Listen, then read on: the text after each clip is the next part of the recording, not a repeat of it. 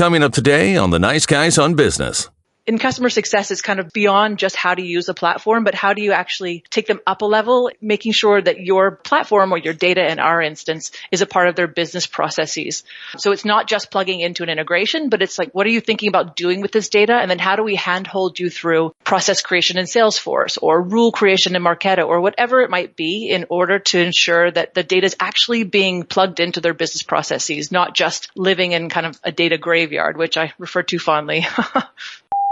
Broadcasting from no closer than 100 yards from their court-mandated distance from Tim Ferriss. It's the Nice Guys on Business. Need an education on how to grow your business? The Nice Guys are here to help. Learn about great customer service, networking, and how just being nice can help you prosper. Now, here are your hosts, Doug Sandler and Strickland Bonner. Hey, welcome back. Welcome back, Funkin' fans. Yes, the weekend is over. It's Monday. My name is Strickland Bonner. On the other side of the microphone, Mr. Doug Sandler. And Anna, our show producer, is still here with us. Well, I think part of her new role is that, will she be with us all the time now? I mean, I'd be okay with that if you want to be. Yeah, I think that'd be awesome. Anna? Gosh, it's gonna require a lot of work and a lot of effort. Do we pay for airtime, Strict? I think that probably shouldn't be on payroll. Is it? It's going to be negotiable. I think we'll have to talk about that. I think it's going to be way too fun to be on payroll. So. Anna, when you grow up, and I'm still growing up myself, but when you grow up, what would you like to do with your life? Where do you want to go? What do you want to do? At this point, I definitely am interested in being a creative director. I don't know if that's maybe for an ad agency or if that's going to be maybe a little bit more film based, but I'm going to start narrowing down, what type of realm I'd like to end up in that sense. So, fingers crossed. Gosh, that sounds very complicated. Turnkey could get big enough that we would need a creative director at some point. That's very true. We could. Could you work in our film and advertising department? Absolutely. Our marketing, I'd branding? love to. She'll be running the company by then. She'll be past the whole creative guy. I'm sure. I am so glad. If I could just hand over the reins. You know what? I see Anna and Adam running the entire company. Adam, my son, of course, running the entire organization. Could you could work with him? Absolutely. Couldn't you, Anna? I've seen some of his photography work on Facebook. He seems like a creative guy, so I feel like we'd get along very well. I think you guys would get along very well. And if you could just make that connection, you could somehow get him into the family business. That would be wonderful. I'm on it. I'm holding you responsible. I'm holding you responsible for. Hey, Strick, today's an interview day, isn't Sherrod it? Patching with Leadspace.com. No, it's not. We've went over her name like 7 times. Sherrod. No. God, Sherrod. We did go over it like 5 times and I screwed it up. I know, but I screwed it up when I don't think I did it in the intro for her, but I know that I messed it up as I probably said her name 4 or 5 times. I tried to say it throughout the course of the interview, so I knew that I actually knew it was Sherrod and not Sherrod. I don't know why that was stuck in my head still. Still messed. Sherrod. I don't know. Sherrod Patching. Yeah. Leadspace.com. It is all about knowing who your audience is. And that's what Leadspace.com does. Basically helps you to know exactly who your audience, your current audience, but also your potential audience for your business could be, how to reach out to them, how to get them engaged. It's kind of crazy stuff and a little bit, maybe almost too techy for you, Doug. It's the kind of stuff I eat up. I was a little intimidated. I got to tell you, when I started reading her bio, I was really comfortable, especially with her. She was her title is something like VP of Customer Success, and I'm like, hey, this will be really good. I can get down with this title. And then I started to read a little bit more about her and doing some research, and I'm like, she's got some high tech stuff going on in her world. So then I started to do a little bit of research about Leadspace, get more qualified leads, connect with your audience in a better way, increase your engagement, optimize conversion. And then I realized after spending about 30 minutes with her and talking to her, I really have no idea what I'm talking about. But I needed a little bit more, she had to prove that to me. And their company is amazing. I mean, they do great things. And I just had no idea that a company like this even existed out there. And they have a whole team of people that do this stuff, and they have competition, which means more than one company does it. So it means it's a viable company, and there's stuff that's going on out there in the world completely under the radar screen. Well, for me. the days of just spamming people either through the mail or through email, it's just done. It's gone. You've really got to be more targeted, and the best way to be more targeted and talk to a specific person, right? It's not about, hey, I'm talking to this crowd. It's, I'm talking to you personally, Doug. You've got to know who the audience is, and you've got to know what they need and what they want and what their pain points are. And the way to do that is with all of this business intelligence. You have to have the information, and that's what these guys do. Well, you got to have a strategy. You got to develop a successful campaign, and you need to keep your audience engaged. I mean, those are the things that Leadspace is really, really good at. So let's spend just a couple of moments getting to Sherrod Patching on the Nice Guys on Business podcast. Anything else before we head into the these are all things interview? we're really, really bad at. So maybe we need them. Like, we don't even know who our avatar is. We have no idea who our audience is. I know. We don't know. So if you listen closely, maybe you can find out something for us. And if you do hear any information that you think would be helpful for us, could you just let us know? Because apparently we've missed out. So Sherrod Patching right here on the Nice Guys on Business podcast. Let's get to the interview right now. With a name like Sherrod Patching, you've got to be amazing. And that she is. Or at least that's what I'm finding. Sherrod is, a little bit, kind of amazing. Not so amazing. No, I'll take fully. Yes, thank you. Sherrod is the VP of Customer Success with Leadspace, a company that focuses on connecting you with your ideal prospects, helping you understand who your customers are, and so much more. So when the customer wins, we all know we are all winning. Couldn't agree more with that. Here to share a bit of her success story, a little bit of Leadspace's story. Welcome, Sherrod, to the Nice Guys on Business podcast. Great. Thank you, Doug. Thank you for welcoming me on. Yeah, well, it's good to have you here. And my understanding in just the few moments that we had a chance to kind of get acquainted, this is your first podcast. It is. I am a beginner when it comes to these. How does that feel? How did you even get here? I mean, why would we be the first? That's a horrible start for you. I don't know. It's fate, I think. Yeah. I have to admit, I've some nerves running up to this, but I've been looking forward to it. Oh, no nerves. This is, I always tell everybody, it's kind of like, the conversation that you're going to have is just like you and I were just going to be meeting in a coffee shop or having a beer, or I don't know if you drink, but, certainly if you drink, this is a good place to start drinking right now. Well, good, because thankfully, I know it's a little early, but I appreciate it. So let's start with your name, because I got to know a little bit about the origin of it. Or the fact that has it been a blessing or a curse with that name growing up? Oh, I'd say both. So I like having a unique name, but I have to sort of be okay with the fact that the pronunciation usually varies, and I have to be not too wedded to the correct pronunciation. But it's a family name. It actually is a surname in my family. So it was given to me. All of my siblings actually all have surnames in our family of people that were dear to my parents. Oh, wow.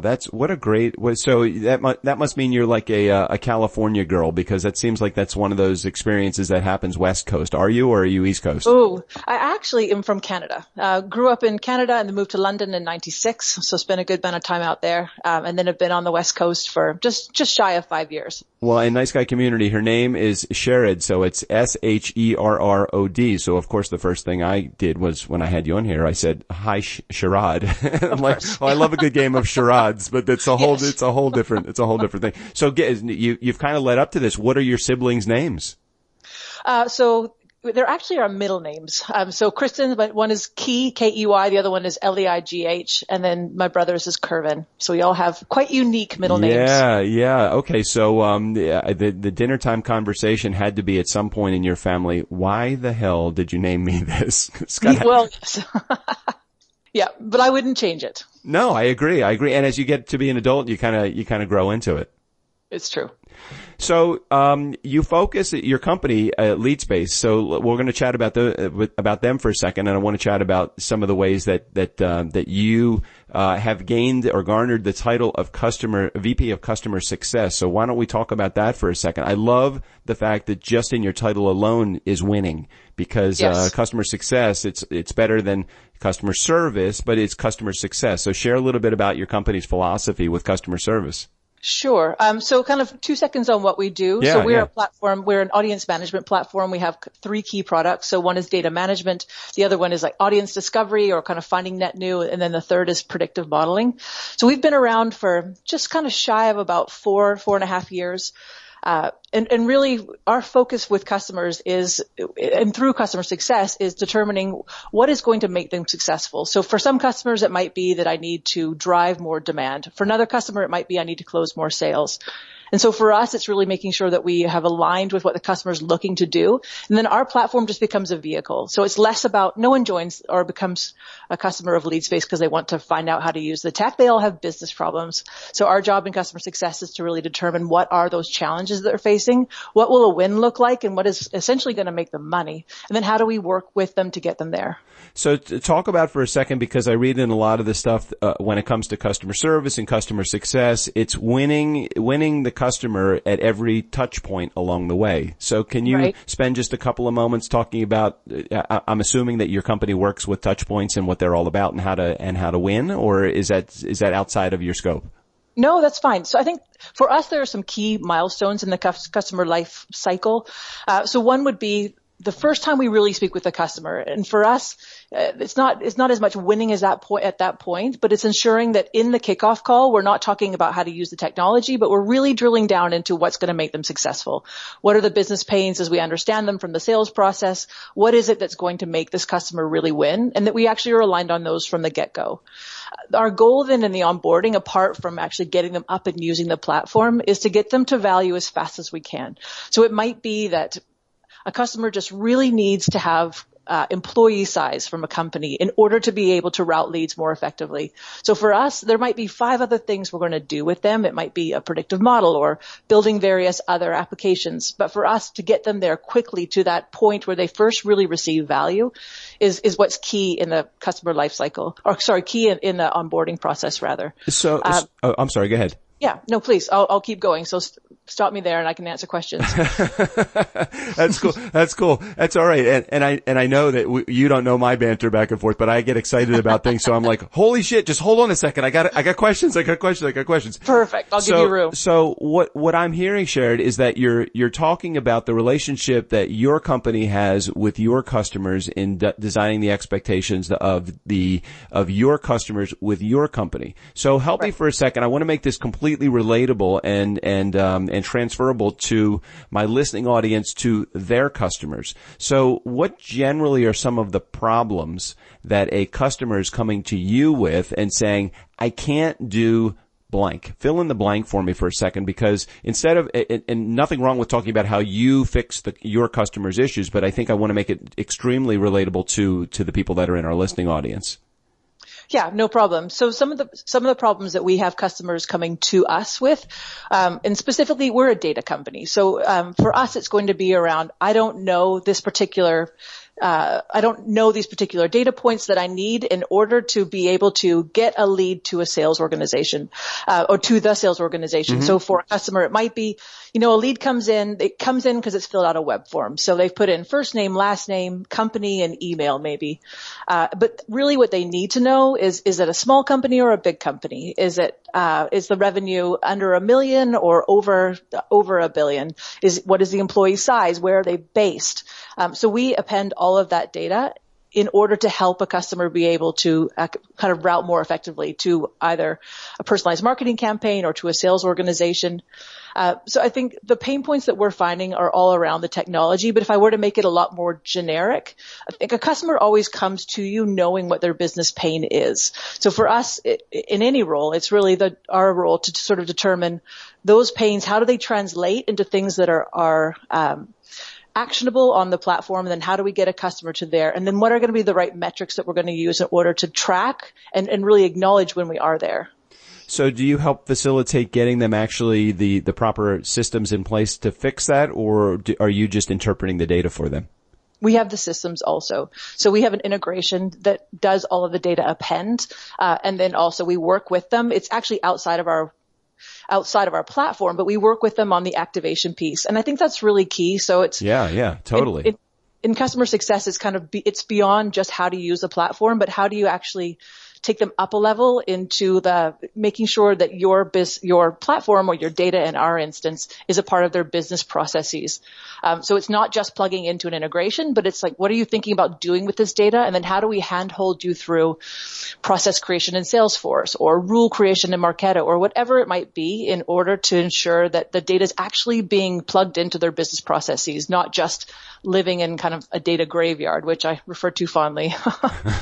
What I find happens a lot is that when I'm going through the process of buying a product or service or SaaS or whatever it is that I'm out there searching for or buying, I'm dealing with a salesperson or somebody that knows a lot about all of like the I don't know, the sexy things that the product or service does. And then the reality of it is when it comes to implementation or it comes to onboarding, it's like, well, hold on a second. This is not what we just talked about. So spend a moment if you could, because I know this is one of probably your company's hot points too, is the transition from sales to service and to support. So how does that all fit together? Sure. So we have a model actually that makes that a little bit easier. And everybody does it differently. But what we do is we actually have a land and expand, which just means that oftentimes a customer will start with a particular product. Maybe it's just data management and then want to grow into our other offerings. Or maybe they're just going to start with a small amount of data that they want. And then they're going to kind of grow and eventually deal with their whole database or various different things. So because of the land and expand, we actually keep the sales rep on the account. So there is a transition that happens to the customer success team. And the way that we've seen that go well is with a form that we kind of use. We have a 20-minute kind of meeting with the sales engineer, the rep, and the CSM to determine what were their goals, what did we cover in the pre-sales. And then we have a form that we complete that the sales rep has to complete as a part of the closing process that goes through kind of what are their primary use cases, who are the key buyers, what are the systems, so things we need to know. But I think what really makes it work well is the fact that because the sales rep is staying on that account for the purposes of upsell, and we actually partner together in the renewal. So the CSM does all the soft questions in the renewal, but the salesperson will do all kind of the commercial negotiations. It doesn't really work to over the fence something. So you can't just say, this is a silver bullet and it's going to change your world and it's going to solve all of your problems and it's going to speak Spanish and then over the fence it because they're responsible on the other side because they are the kickoff call on the other side of the sales process. And so they really are very much aligned with what we are able to do and what we can really help a customer win at. Nice. One of the things that you talk about in some of the information that I'm reading is that you're looking always for the quick win. I'm not saying meaning the quick win so that you can get something over on the customer, but actually to show them some progress. So talk about the quick win as a part of your methodology. Sure. So it's really, ideally it's in the onboarding process as quickly as possible. So we actually have because sort of the KPIs and the business pains are coming across from the sales team, we'll go into the kickoff call, sometimes already knowing the fastest path to value for a customer. And it kind of is what I was referring to earlier for some customers that might just be, there are a lot of things we want to do together and I would like predictive models built, but actually what I really need is just revenue on the accounts that are coming in so I can determine is it enterprise or is it SMB. So we'll, regardless of everything else, we'll work with the customer to get them to that first point of value as fast as we can. Because there's nothing worse than being in this kind of long onboarding process where you're 2 or 3 months in and you still haven't really seen value. You start losing the attention of your customer. They start getting involved in other things. They start kind of burning out in their interest. So if they can really feel like they've won quickly, then everything from there becomes just the next steps in our partnership together. See, what's interesting is, Sherrod, you have this title of VP of Customer Success, but you speak in a technical nature, and it's almost like you're right-brained and left-brained at the same time. Do you find that are you coming from a technical background? I am not, but I've worked for I've been in the B2B marketing space for a long time and done SEO and then worked on an SEO platform. So I'm used to being in the weeds with data. Totally. But on the other side of it too, I like the fact that you talk about win, because so often the two different brains do not communicate with each other, and companies don't have enough creatively brained people in the analytics departments, and the analytics departments don't have enough creatively brained people in there, and you seem to cross those lines pretty well. Oh, thank you. So take off your Leadspace hat for just a moment and just put on the hat of a guy or a girl or woman that works for an organization. What are some of the things that you find internally within Leadspace that you find that management is just doing effectively and doing properly? I mean, do you feel empowered to be able to make your own decisions? Do you feel a part of the culture? Is this just not a top-down management company? I mean, so talk about that for just a moment or two, because I think that you have to have that within an organization in order for the organization to be as successful at customer success as you guys have been. Yes. Yeah. And there's a lot that is said around kind of having the customer at the center of the organization.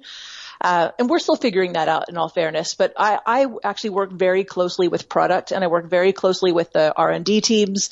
I have good relationships, and I ensure that I foster good relationships with the teams. We actually have our R&D team out in Israel, so communication is incredibly key. But we really work together to keep the customer and what the customer is asking and feeding back at the heart of everything that we do. And I think that's really important. Also, too, I really believe in collaboration with the CSM team. They're closer to the day in and the day out the customer than I am. And so for me to be mandating decisions or changes without really taking into account their experiences would be short-sighted in my mind. So we actually use some in kind of one-to-ones, but we actually use our team meetings for the purposes of collaboration. So we don't talk about numbers in the team meeting. I tend to talk to my team about numbers in our one-to-ones.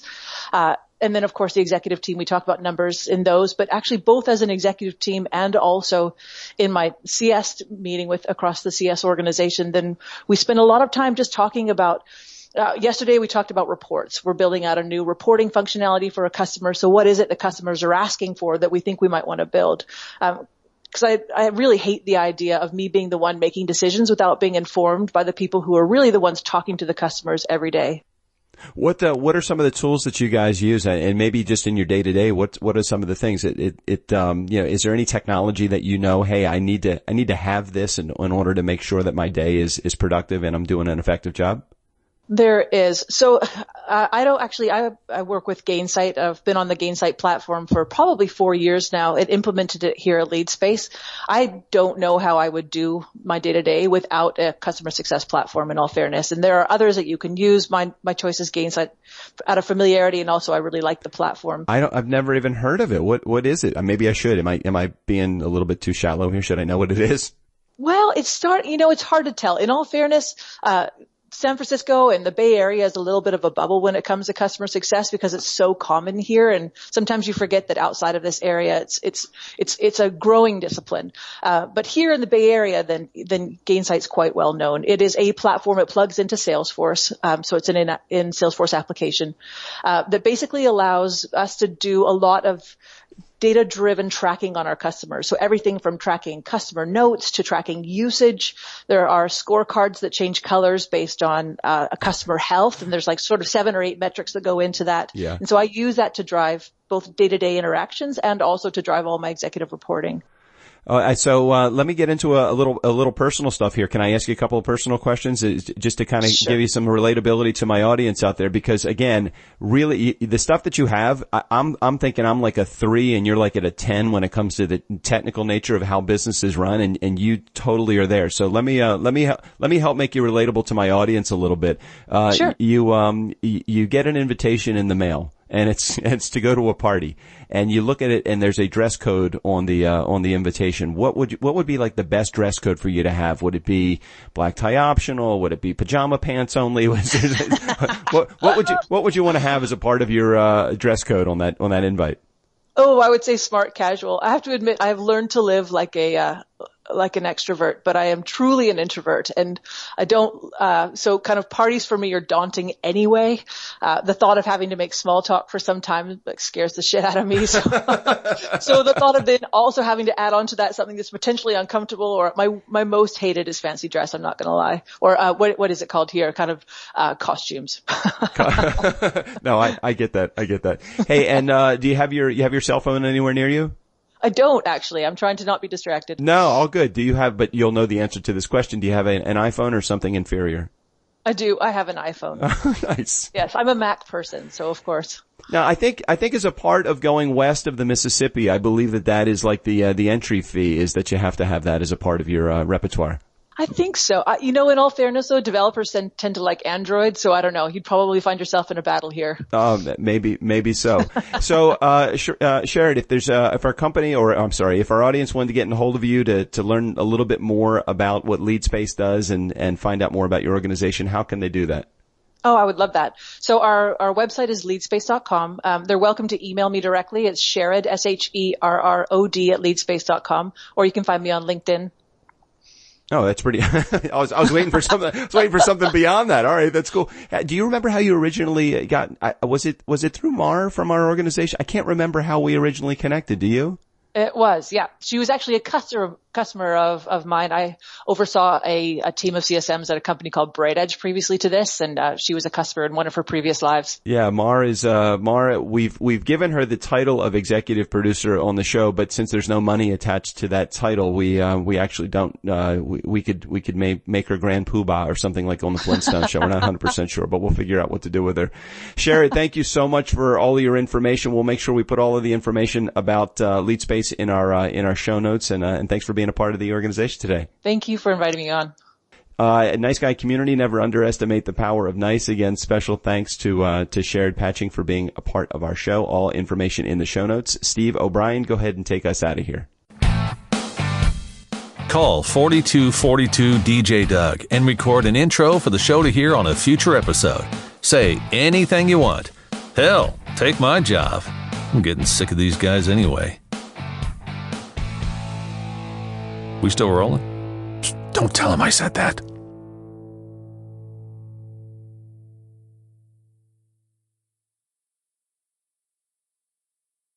That was good. I know, it sounded like we knew what we were doing. That was solid. That was totally solid. Totally solid. Oh, God. Yeah.